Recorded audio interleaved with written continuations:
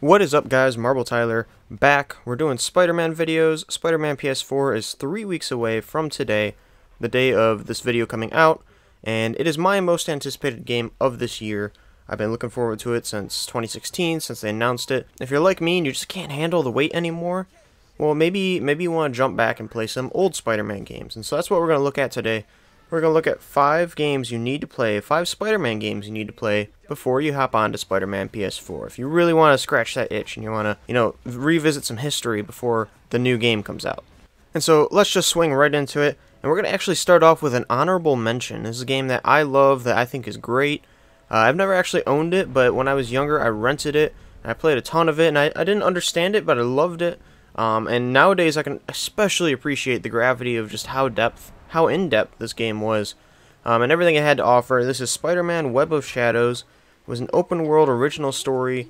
The conflict where you could be a bad Spider-Man, and you had the dark suit, the ultimate suit, or whatever it's called, and you had the classic suit. And so there was all these different villains, and there was a Venom symbiote apocalypse. It was awesome. It was really cool. It was an original concept, original story, and the combat was highly in-depth. There's a lot of different features. Now, it did get a little floaty, depending on what you're doing. The symbiote suit, you could, fling around or whatever, but when it came to it became a little repetitive. But at the same point in time, it was nice, it felt heavy, it felt powerful, and it was overall a great game. Now, it didn't make the top 5 list, but if you somehow in 3 weeks get through all of these top 5 games and you really want to play another one, hop onto Web of Shadows. I guarantee you will not be disappointed. It's probably one of the best Spider-Man games. Definitely rings up there with Spider-Man 2. You do attach your webs to buildings when you swing, I believe. It could be completely wrong there. But the swinging feels great. The gameplay feels great. It's a great story. The only knock I would have is I don't think the voice actor really fits Spider-Man. And that's really the only bad thing, but it just didn't make the top 5. But check out Web of Shadows if you need another one. Alright, moving into our top 5, we have Spider-Man Shattered Dimensions. Another highly overlooked, highly underrated game. It's probably one of the best Spider-Man games. I mean, let's admit it. It's pretty awesome. And the whole story, it explores these 4 individual Spider-Men. We have Regular, Ultimate with the symbiote suit, 2099, and Noir. All of them are unique. All of them have different playstyles and explore different stories and different characters and their interpretations in each of these universes. Now, Ultimate and Regular, those were essentially Peter Parker.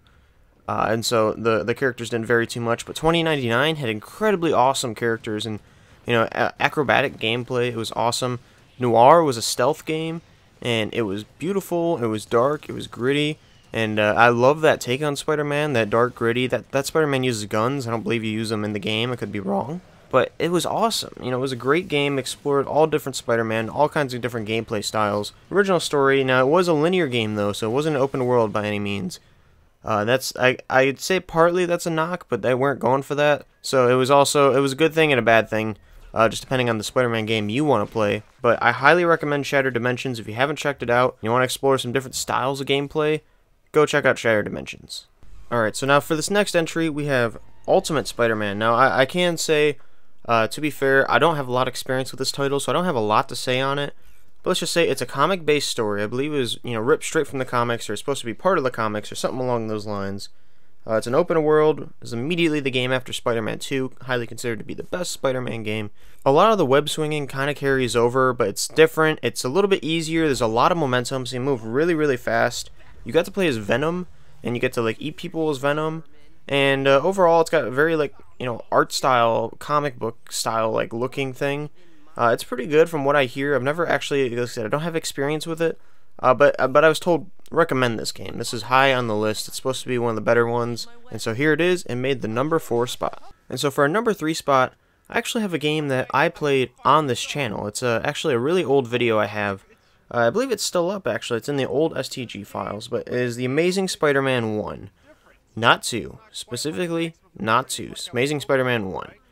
So this is a what year is that? 2012 game. It was on the 360. It was pretty good. It was a movie tie-in, so it tied into the Amazing Spider-Man movie, and it kind of, in some ways, it took it too far.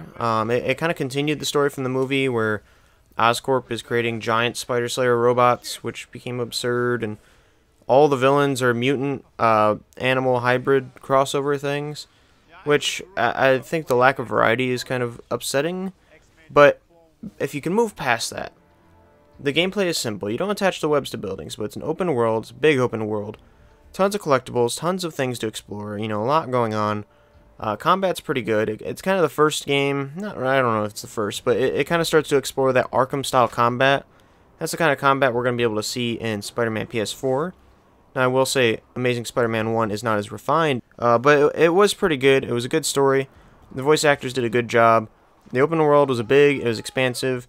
The web swinging was at least fun, and there was like a web zip, I don't know how you call it, like the web, there was like a web zip thing where you could actually have the game take control of Spider-Man, and he can do these awesome, crazy acrobatic moves, like hopping on a bus, then a light post, then zipping off a building to get to a spot that you pointed at. It's kind of cheating in a way, because you didn't really do it yourself, and I think it'd be really cool if you could do it. But it kind of checked off all the boxes and fit what everything I'd want in a Spider-Man game is. Like I said, it's not the most refined game, but there's a lot to do. There's side missions and everything else, and it's probably the best modern, closest to this new one, obviously barring Amazing Spider-Man 2, which you really don't need to play. If you really want to, go play it, but I don't suggest it. Alright, and now our number 2 spot. Some of you are thinking this one is going to be at number 1, but we're talking about Spider-Man 2, the game. Now, of course, this is on PS2, and I think it's on GameCube and maybe Xbox, maybe a couple systems, but a lot of people consider this one to be the best, and I honestly, I don't think they're wrong. This is definitely one of the better Spider-Man games, one of the best ones they've ever created. Treyarch did an amazing job way back in the day, but it's not the number 1, and I'll get to why. But for Spider-Man 2, the web slinging is perfect. They nail it. They just nail exactly what it should feel like, you know, with jumping and with swinging, and it attaches to buildings, and there's momentum. And on top of that, there's an unlock system, and you can upgrade that web slinging. On top of that, New York City is huge. It's expansive. You can actually go to one of the islands and, you know, swing under the bridge, and that's really cool that there's a whole separate area over there. The story features a lot of characters. It follows the movie pretty well, but it also features extra characters. For example, Felicia Hardy's in there. I believe Mysterio's in there too, and a couple other people, and it's really, really cool, and I loved it. I enjoy it so much. I think it's definitely way up there. It's our number 2 spot of games you need to play, Spider-Man games you need to play, obviously. So, you know, I can't not recommend it. The only reason it doesn't make it to the top, I'll get to in the next one big thing, but the other reason is the fact that in Spider-Man 2, I don't ever enjoy the combat. You know, I feel like the combat's floaty. You just kind of throw people in the air. I don't think the webs are very fluid, like they don't really work too well in the combat. And I know there's several points in that game where I'll just get stuck fighting an absurd enemy, just because they're kind of obnoxious. And that's the only major knock I have on the game, and that's not why it got demoted from number 1. It's more of, I think the next game is more important, but I absolutely love Spider-Man 2, and honestly, you could switch out Spider-Man 2 and the next title. And now for our number 1 spot, we have Spider-Man 2000. It's just called Spider-Man. You could probably add the tagline, The Amazing Spider-Man, but obviously there's a separate game for that. So Spider-Man 2000 is an original story, kind of based on comics, but it doesn't really follow any specific comic. The plot revolves around an imposter representing as Spider-Man, impersonating Spider-Man, stealing Doc Ock's machine, and there's a whole cast of characters. You got Doc Ock, you have Venom, you have Carnage, you have Rhino, you have Black Cat, you have Scorpion, you have all kinds of characters, and it's awesome. It's a great game, it's a ton of fun, and on top of that, you have a ton of Marvel characters. You know, Johnny Storm shows up, because in the comics, Johnny and Spider-Man are friends, and he shows up, and Spider-Man's venting to him. Captain America shows up at some point, Black Cat's on your side the entire time, Punisher shows up at one point, Daredevil shows up at one point. Like, it's a really cool Marvel-based game, like a Marvel Universe game. It follows Spider-Man, obviously, and it's awesome. Now, the reason it's at number 1 is, 1, the original story and the expanded Marvel Universe. Spider-Man PS4 is going to be also part of a Marvel Universe. Avengers Tower, Sanctum Sanctorum, all that stuff is around in Spider-Man PS4. So that's a great plus. Second, I love the use of web abilities in Spider-Man 2000. You got like web fists, you have a web like shield thing. You can, web ball shooting thing. You can just web people up. It's just a great feeling. It's a ton of fun. And the combat's, it's simplistic, it's a PS1 game, but it's awesome, and it makes you feel epic. And then some of the set pieces are absolutely amazing. For example, when you're climbing up a building, and there's a helicopter blowing it open, trying to shoot you down. And obviously, it's scaled back from a huge, like, super fast-paced thing, but the intensity feels awesome, and the music and everything, it makes it feel really, really cool.